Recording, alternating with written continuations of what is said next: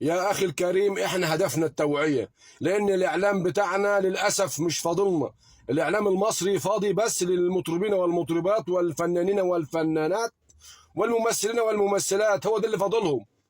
ليل نهار عمال يعرضهم علينا، لما زهقنا من اشكالهم. ما شفناش حد فيهم اتبرع لمصر، ما شفناش حد فيهم اتبرع لصندوق تحيا مصر، ما شفناش الفنانين والمطربين دعموا الاقتصاد المصري، كلهم بس عمالين يبيعوا علينا كلام وخلاص.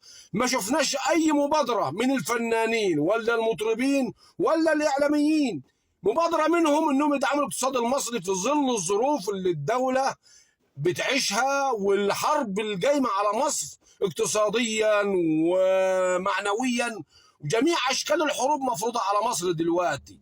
ما شفناش حد من الاعلاميين ولا الفنانين ولا المطربين دعم مصر باي شيء مادي، بس فالحين بس يطلعوا علينا، بس يطلعوا لنا يعني ايه، يبيعوا علينا الوطنية على اساس